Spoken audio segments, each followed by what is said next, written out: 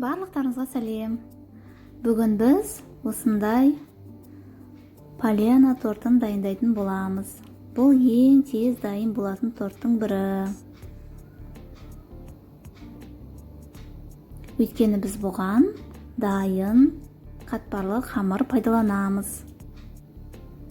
Ол үшін бізге бар жоғы 4 қана ингредиент керек. Ең алдымен қатпарлы қамырымызды жайып аламыз. Духовканы сразу қыздыруға қоя берсеңіздер болады. Өйткені бұл тез жайылады да, дереу духовкаға салынып пісіріледі. Қамырды қатты жұқа етіп жаюдың қажеті жоқ. Кішкене қалыңдау қылып жайсаңыздар болады. Сонда қатпарлы болып шығады арасы.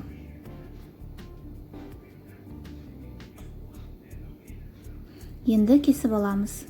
Міне осындай кесіп алып, 200 градуста 15-20 минут пісіреміз. Оған дейін кремімізді дайындаймыз.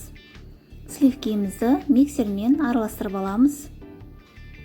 Сливкеміз кішкене қоюланғанда үстіне сгущенкамызды құямыз. Осылай аз-аздан бөліп-бөліп құйып, миксермен жақсырлап араластырып аламыз. Бұл тортты алдын ала дайындап қойсаңыздар жақсы. Түннен азанға шейін холодильникте тұратын болса, кремдері өте жақсы сіңеді. Міне, біздің креміміз дайын. Осындай қою болады.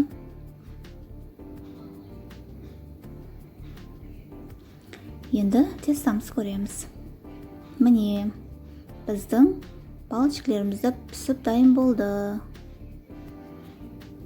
Үстеліміздің үстіне осындай арнайы азық-түлікке арнаған пленкамызды жайып аламыз. Үстіне суыған корждарымызды қоямыз. Корждарымыздың үстіне осылай кремдерімізді жағып шығамыз. Бір слой етіп кремімізді жағып алғаннан кейін үстіне тағы да осындай пісіп шыққан палочкаларымызды қойып, тағы да крем жағып шығамыз.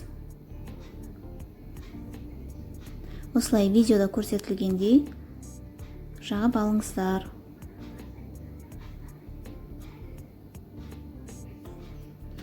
Бұл торттың дәмі Наполеон тортына ұқсап келеді.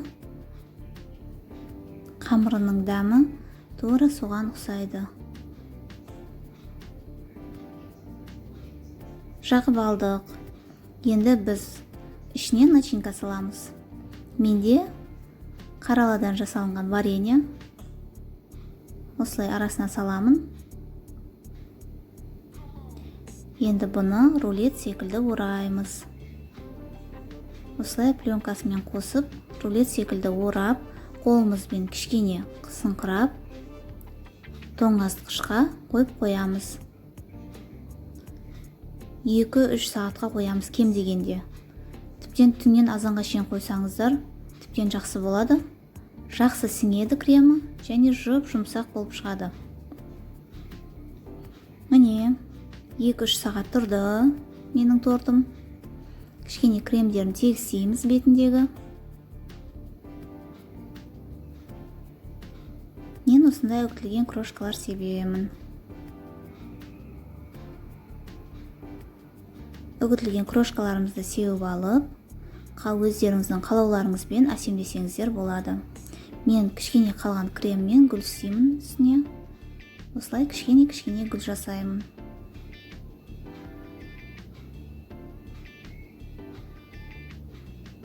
Қалаған фруктыларыңызды қойсаңыздар болады. Шоколад сепсеңіздер болады.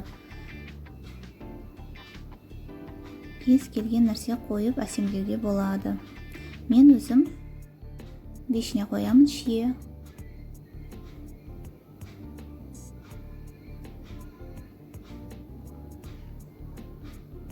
Бұл тортымыз қанша ұзақ тұрса, сонша нәзік болып шығады, арасы дәмді болып шығады. Сіздерге видео ұнаған болса, лайк басып тіркеліп кетіңіздер. Және әртүрлі рецепттерді ең бірінші болып біліп отырыңыздар.